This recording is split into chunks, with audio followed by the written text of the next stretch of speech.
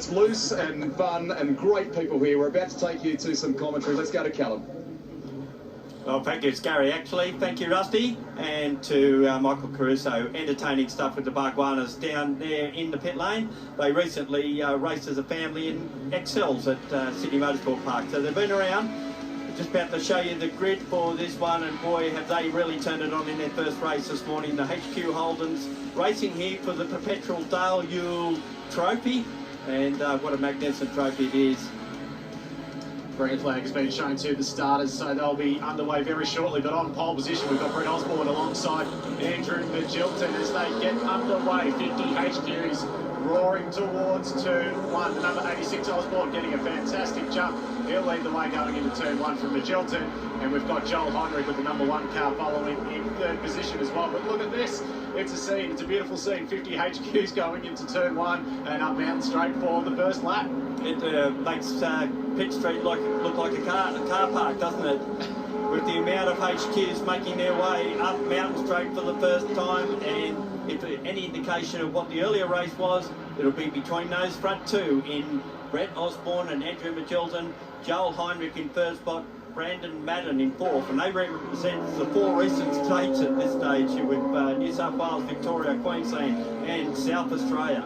53 cars making the pilgrimage to Bathurst for this event. It marks 50 years of HQ production in Australia, even if it is just 1 year late. But the organisers putting on this event for Bathurst. It's fantastic to see HQ Racing live and in HD on the stand sport coming through, making their way through the Worth cutting. It looks nice and clean at the moment, and they're starting to settle into a groove. But this train of HQs coming over the top of the mountain, looking absolutely resplendent in this beautiful weather. A sunny afternoon here at Mount Panorama, and as we said before, the car of Madden has steadily made his way through the field this weekend. He's supported by Pettis, or sporting Pettis suspension signage on the side of his car. Oh, side by side, not the place you want to do it, going over the Great, but they managed to pull it off, and as they head into McPhillamy Park, and two going through the dust and sand of the sand trap at McPhillamy.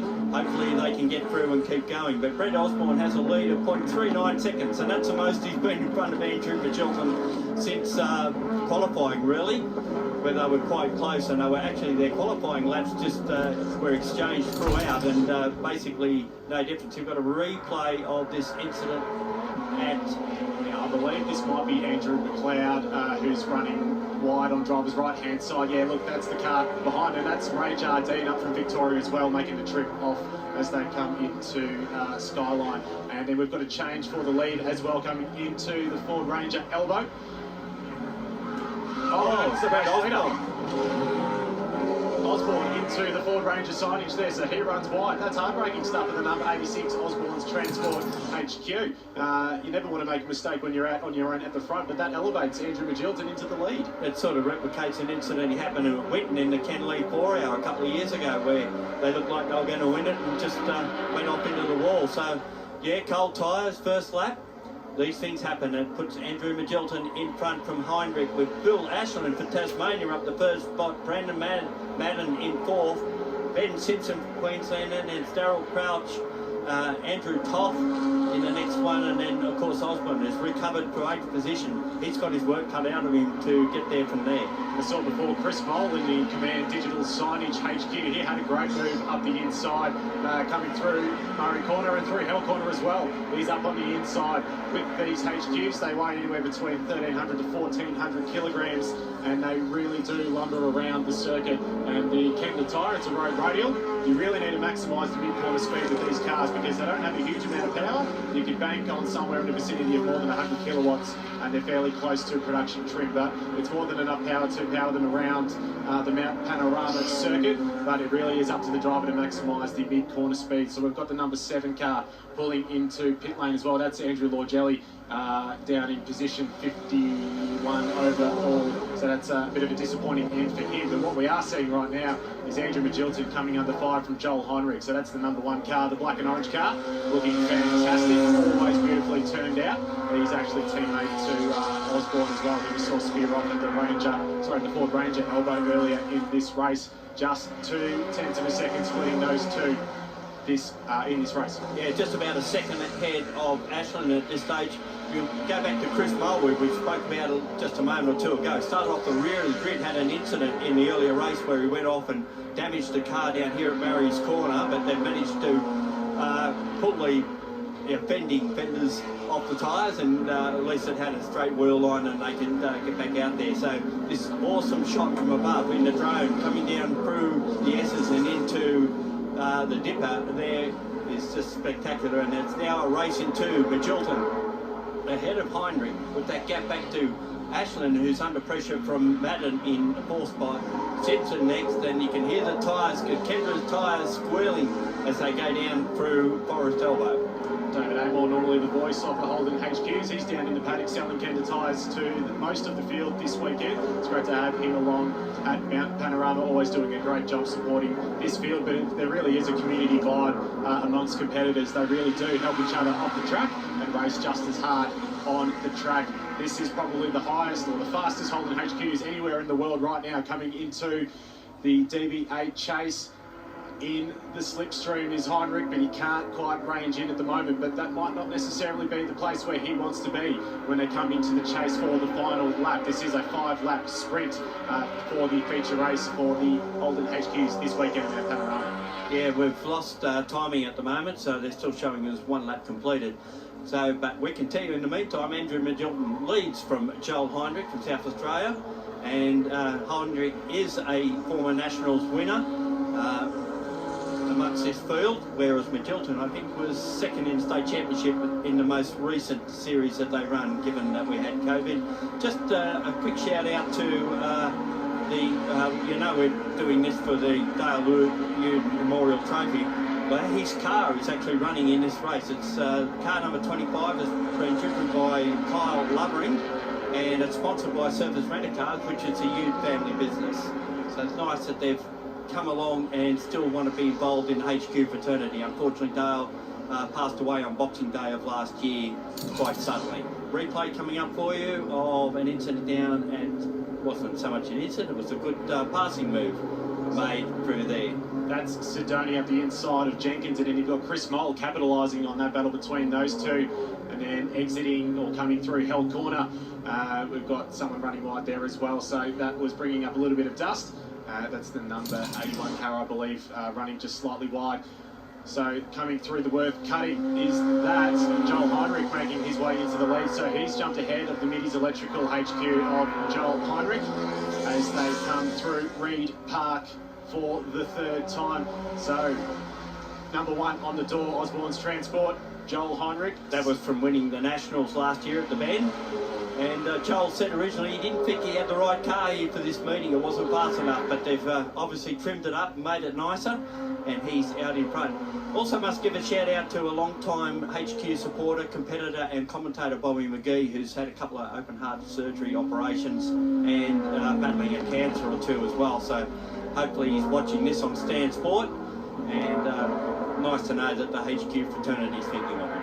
Never have Holden HQs looked or sounded so good on the Stan Sport coverage. If you haven't encouraged your friends already, tell them to head over to Stan Sport and sign up for their 7-day trial. This is round 3 of the Speed Series, as part of an ever-growing catalogue of motorsports events or categories on the Stan Sport platform. So fantastic to have them.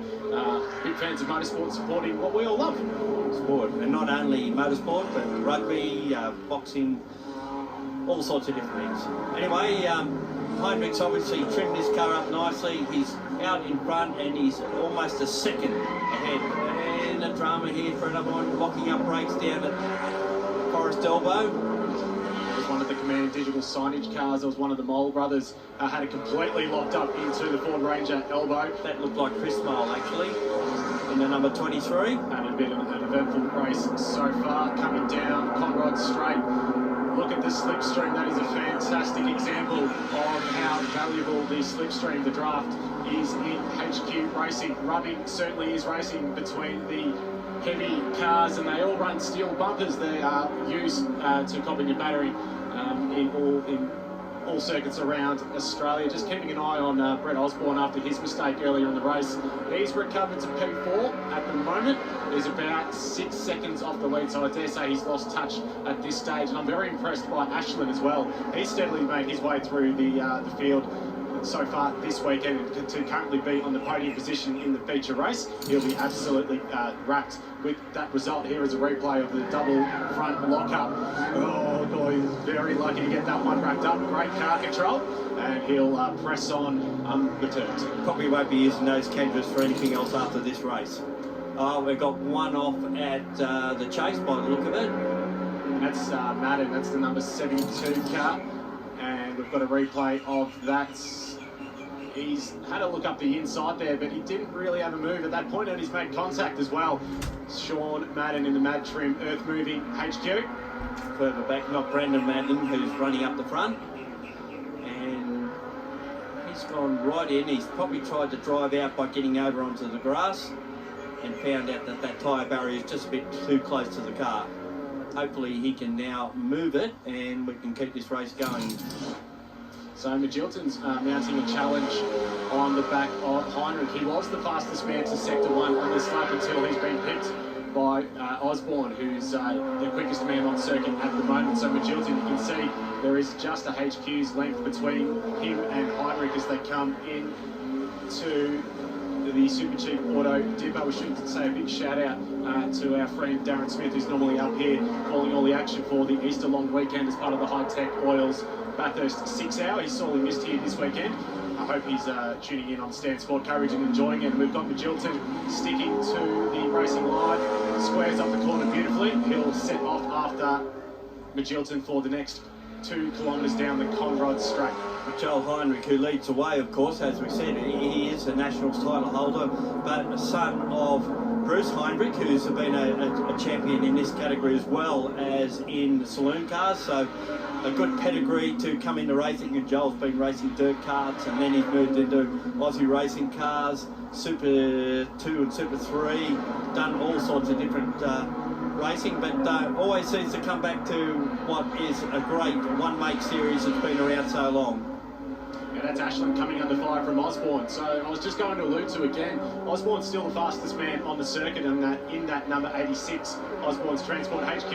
He's all over the back of Ashland. He'll have a look around the outside. We've got local yellows down at the chase as well.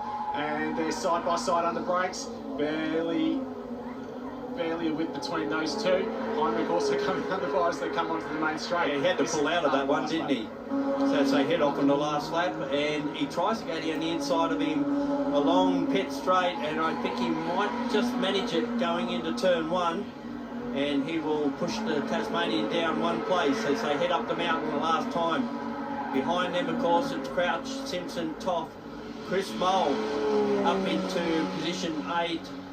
Jason Mole is further back. I think he was actually making good progress, but has dropped right down.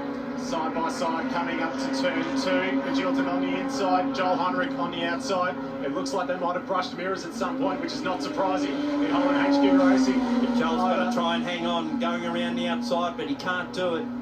And that gives Magilton the lead back, although now in the run to the cutting, he's wide there. Can Heinrich get him back? No, he's stuck in behind him as they go there. We've got one parked on pit straight as well by the look of it. Once again, that's Madden. I think that's the number 45 car. He's dropping down the timing screens at the moment, but luckily that probably won't need a safety car given that this is the last lap of the race, and I can see the checker flag is getting ready for the drivers once they come around Murray's corner for the last time. But who will it be? Will it be Magilton or will it be Joel Heinrich? This should be awesome battle down the straight on the last occasion, because the slipstreams come right into it, and with these guys you can probably slipstream past and then get repassed before you get to the Murray's corner. He's all over him like a cheap suit. Look at that, bringing up some dust as well on the far side. The HQ is exploring all sorts of track limits this weekend, using parts of the Mount Panorama circuit I didn't know existed before.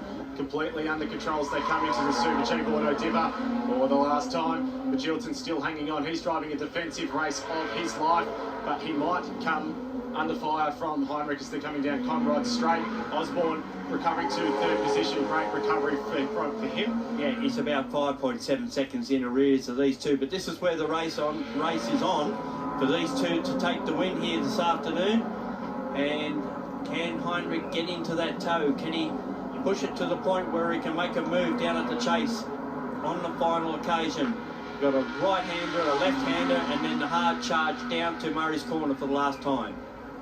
485,000, 650 HQs produced between 1971 and 1974, but it comes down to just two coming into the DBA chase for the last time. Magilton defending well, holding his line. He parks it on the apex, nails the exit, squares it off, and the Middy's electrical car is looking pretty good as they come to Murray's Corner. Yellow flags still showing down there at the chase. Yeah, we can't see what. No, that's down to Murray's Corner. But Andrew Magilton, the Victorian, who hasn't claimed a title of any sort, gets through to take the win ahead of Joel Heinrich.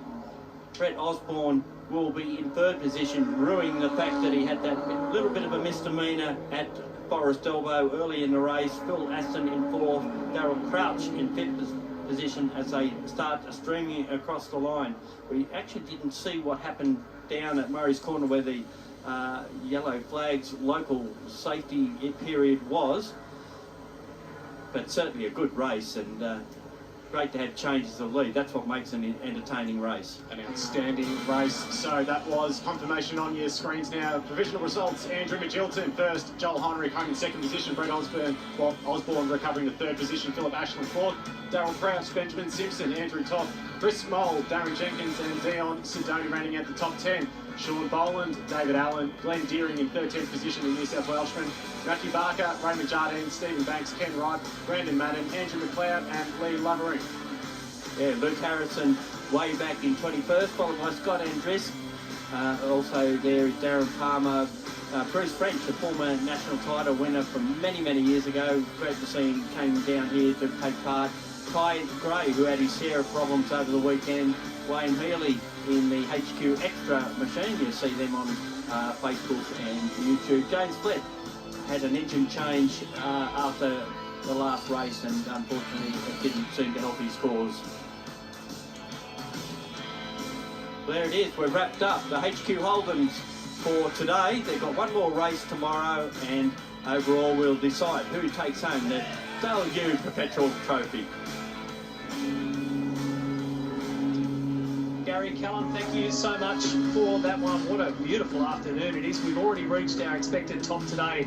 In fact, we passed it 22.5 degrees at the moment here in beautiful Bathurst as we gear up for just more racing, more qualifying, and a fair bit of controversy too to touch on as well. So still to come, race 2 of the Trans Am series, the Turtle Wax Trans Am's cars will be out there qualifying for the Bathurst 6 Hour tomorrow, and 2 races for the TCR series coming up today with another one tomorrow. But Molly, before we get into our first of the Super Cheap Auto TCR Australia races, there's a little bit of drama around the grid at the moment. Yeah, that's right. We're just hearing through race control that Jordan Cox has been investigated for impeding Will Brown on one of the laps, and also laps from